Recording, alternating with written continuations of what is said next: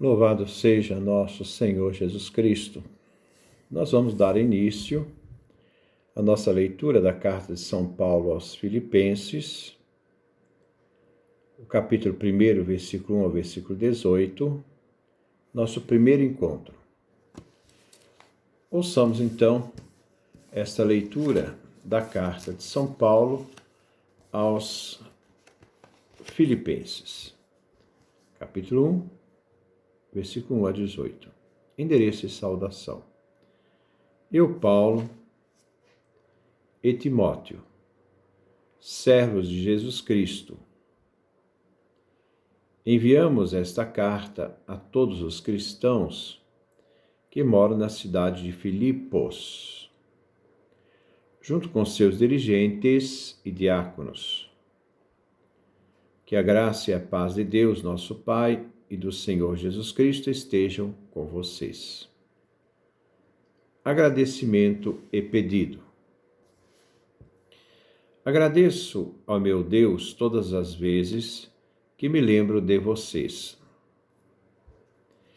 E sempre em minhas orações rezo por todos com alegria, porque vocês cooperam no anúncio do Evangelho, desde o primeiro dia até agora. Tenho certeza de que Deus, que começou em vocês esse bom trabalho, vai continuá-lo até que seja concluído no dia de Jesus Cristo. É justo que eu pense assim de todos vocês, porque vocês estão no meu coração. De fato, participam comigo da graça que recebi, seja nas prisões, seja na defesa e confirmação do Evangelho. Deus é testemunha de que eu quero bem a todos vocês, com a ternura de Jesus Cristo. Este é o meu pedido, que o amor de vocês cresça cada vez mais em perspicácia e sensibilidade em todas as coisas.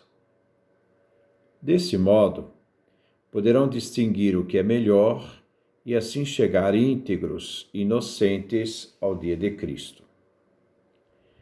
Estarão repletos então dos frutos de justiça obtidos por meio de Jesus Cristo, para a glória e louvor de Deus.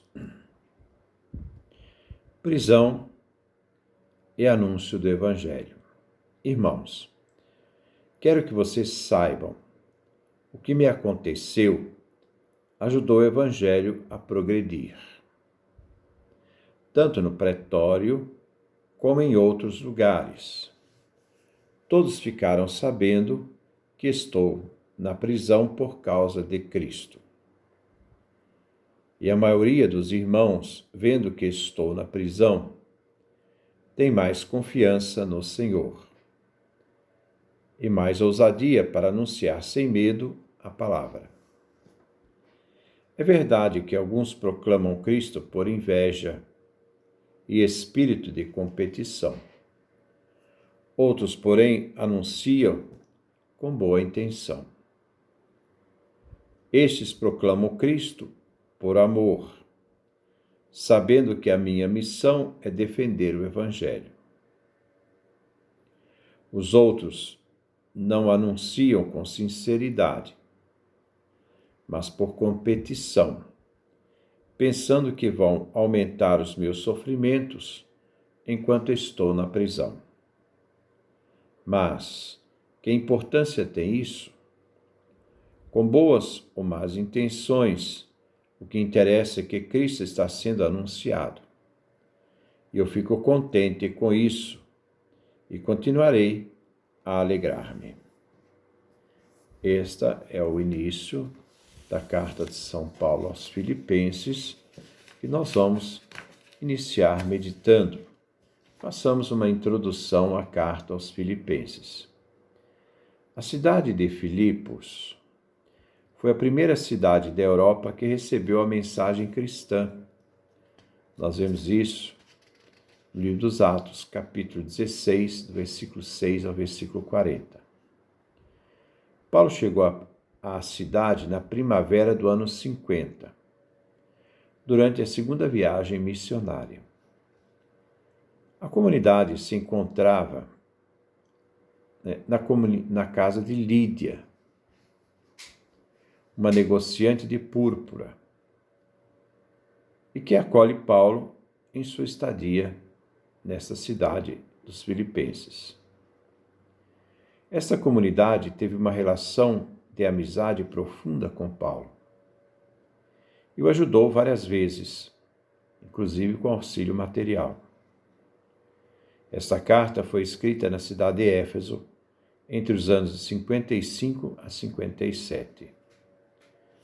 Paulo escreve essa carta por vários motivos. Primeiro, agradecer o auxílio enviado pela comunidade. Segundo, anuncia a visita de Timóteo e a volta imprevista de Epafrodito. Terceiro, adverte a comunidade sobre o perigo da divisão interna por competição e egoísmo. Quarto, previne sobre o perigo dos pregadores judaizantes. E quinto, lembra aos filipenses sobre a autenticidade do Evangelho. A salvação depende só de Jesus Cristo. Vejamos então a carta. Se alguém quiser ler, pode ler a introdução à carta aos Filipenses da sua Bíblia. Ajuda muito a entender o texto. Endereço e salvação. Versículo 1. Eu, Paulo e Timóteo, servos de Jesus Cristo, enviamos esta carta a todos os cristãos que moram na cidade de Filipos, junto com seus dirigentes e diáconos. Paulo, como remetente da carta, se apresenta. Paulo, e o acompanha Timóteo. Paulo apresenta suas credenciais, como também as credenciais de Timóteo, servos de Jesus Cristo. O destinatário da carta são todos os cristãos que moram em Filipos, junto com seus dirigentes, presbíteros e os diáconos.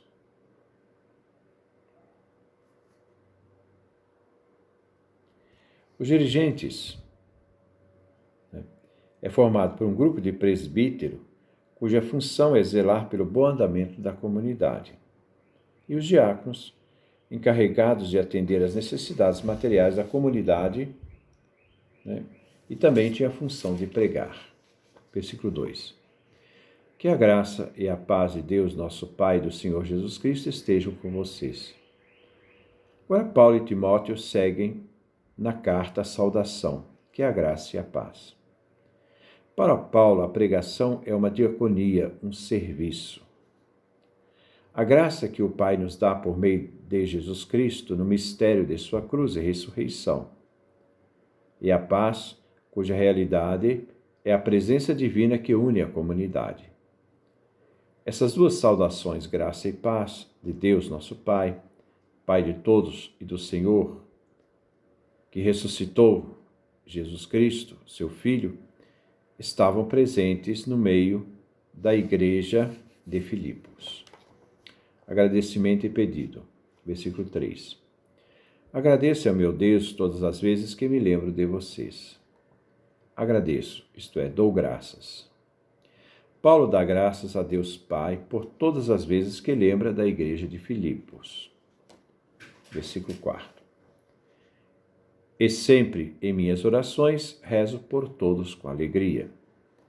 Paulo refere a intensidade, sempre, das orações, isto é, ele em oração reza pela comunidade e reza com alegria. A carta de Paulo aos Filipenses é a carta da alegria. A carta da alegria da nossa redenção em Cristo e salvação nele. Versículo 5. Porque vocês cooperam no anúncio do Evangelho desde o primeiro dia até agora. O motivo de Paulo de lembrar sempre dos filipenses em suas orações com alegria é porque os filipenses cooperam no anúncio do Evangelho, desde o início até agora, no tempo em que Paulo escreve a carta.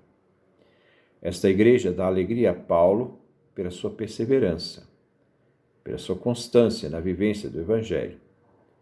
Alegria, carinho, saudade, confiança dominam a relação de Paulo com a igreja de Filipos. Os filipenses aceitaram o Evangelho, a boa nova de Jesus, e colaboraram na sua difusão. Versículo 6. Tenho certeza de que Deus, que começou em vocês esse bom trabalho, vai continuá-lo até agora. Vai continuá-lo até que seja concluído no dia de Jesus Cristo. Paulo confia, acredita que o Pai Eterno, que pela graça iniciou na igreja de Filipos esse bom trabalho, o anúncio do Evangelho, irá dar a graça coadjuvante para que a igreja possa continuar este trabalho até a perseverança final, quando será concluído o trabalho no dia da vinda de Jesus Cristo, na parousia, no fim dos tempos. Versículo 7. É justo que eu pense assim de todos vocês, porque vocês estão no meu coração. De fato, participam comigo da graça que recebi, seja nas prisões, seja na defesa e confirmação do Evangelho. Paulo argumenta o fato de pensar deste modo dos filipenses. Paulo, numa intimidade e carinho, diz que aqueles da igreja de Filipos, todos, estão no coração do apóstolo. Tanto Paulo como eles participam da mesma graça, da mesma salvação que um dia Paulo recebeu no caminho de Damasco e depois na sua vocação, e que também o pessoal de Filipos recebeu. A igreja de Filipos participa da vida de Paulo, seja nas prisões, por ele sofrida, ou na continuação e defesa da fé do Evangelho. A comunidade de Filipos está solidária com Paulo na missão apostólica em todas as consequências de sofrimentos, e todas as consequências de sofrimentos, a hostilidade da prisão. Versículo 8. Deus é testemunha de que eu quero bem a vocês com a ternura de Jesus Cristo. Paulo evoca o Pai Eterno como testemunha do amor, a ternura que Paulo tem por esta igreja. Paulo declara: eu os quero bem, e com ternura de Jesus Cristo. Isso é um testemunho do próprio, isso é testemunhado pelo próprio Deus, desta alma de pastor, que é a alma de Paulo. Versículo 9.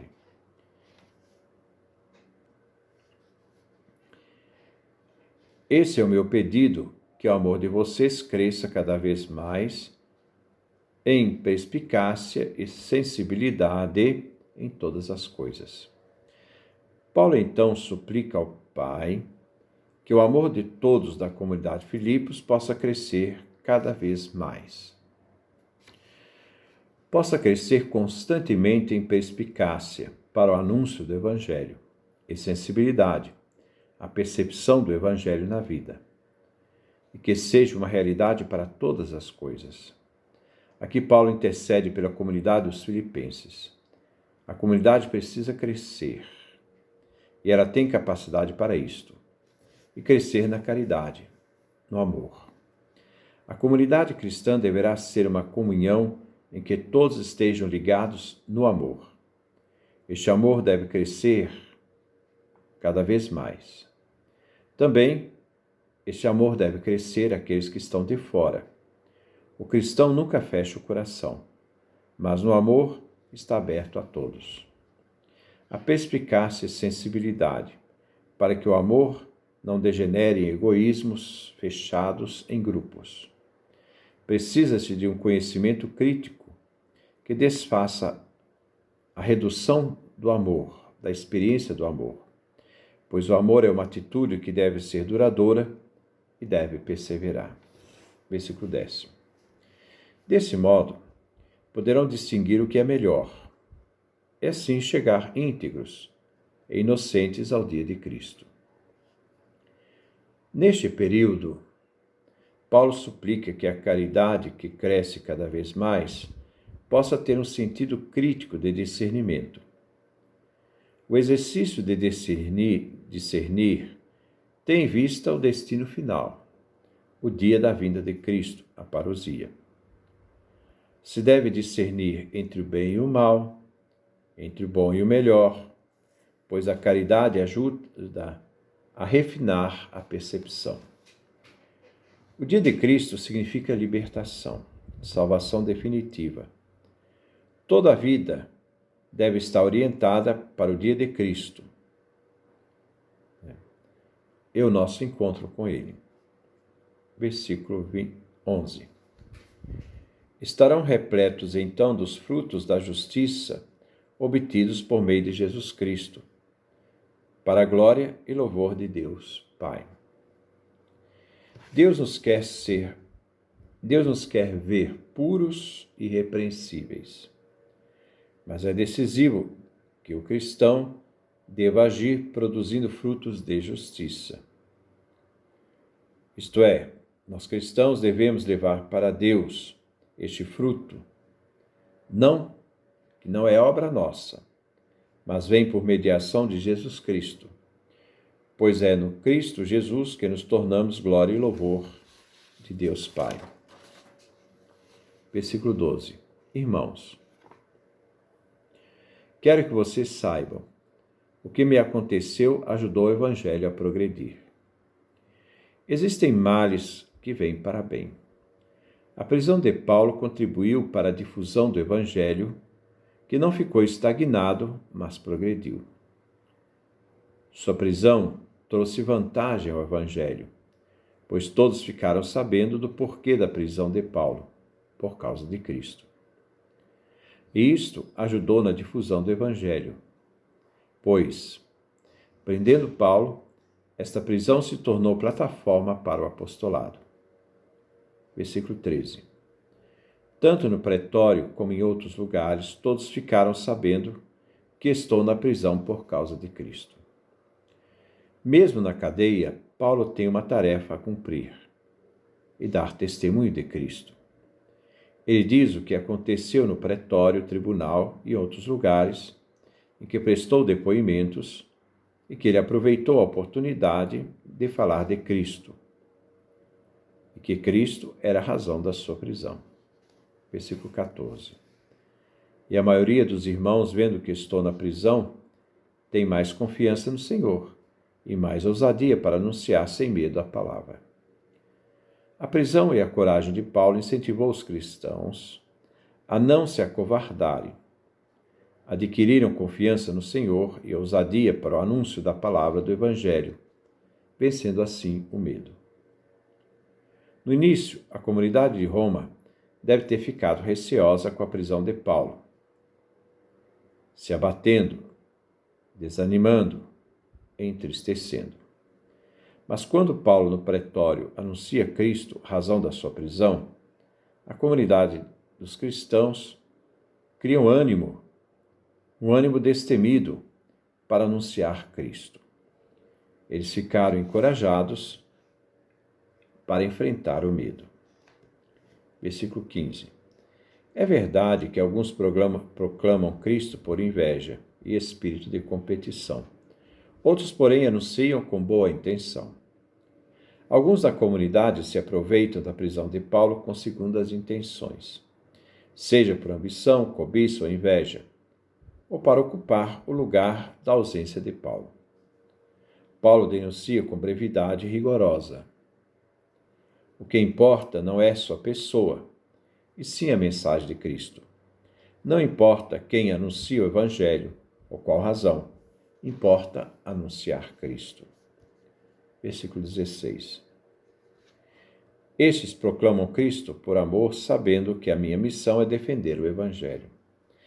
Paulo não dramatiza esta questão, mas se alegra à medida que, apesar de todo o Evangelho, Então, Paulo não dramatiza essa questão, mas se alegra à medida que, apesar de tudo, o Evangelho é proclamado. A centralidade é sempre Jesus Cristo. Assim, os que proclamam o Evangelho com boa intenção o fazem por amor, reconhecendo a missão de Paulo, que é a defesa do Evangelho. Versículo 17. Os outros não anunciam com sinceridade, mas por competição, pensando que vão aumentar os meus sofrimentos enquanto estou na prisão. Continua o argumento do versículo 15. Daqueles que proclamam Cristo por inveja, espírito de competição. Esses anunciam o Evangelho não com sinceridade, pois vêm oportunidades para competir com Paulo. E assim, de forma sádica e doentia, querem com isto aumentar os seus sofrimentos, aproveitando a prisão dele. São oportunistas. Versículo 18. Mas que importância tem isso? Com boas ou más intenções. O que interessa é que Cristo está sendo anunciado. Eu fico contente com isso e continuarei a alegrar-me. Se eles pretendiam atingir a Paulo aproveitando a prisão dele, o tiro saiu pela culatra. Não importa qual a razão do anúncio do Evangelho, seja que as pessoas possam agir com boas ou más intenções, o que importa é que Cristo seja anunciado. Se pensam que vão entristecer e atingir Paulo, erraram. Paulo se alegra com isto, com essa situação, e o faz alegrar-se. O que importa é Cristo, e não Paulo. A centralidade da pregação é Cristo Jesus. Então, esse é o início da nossa carta de São Paulo aos Filipenses. Que Deus nos dê a sua graça, a sua bênção, a sua face resplandeça sobre nós.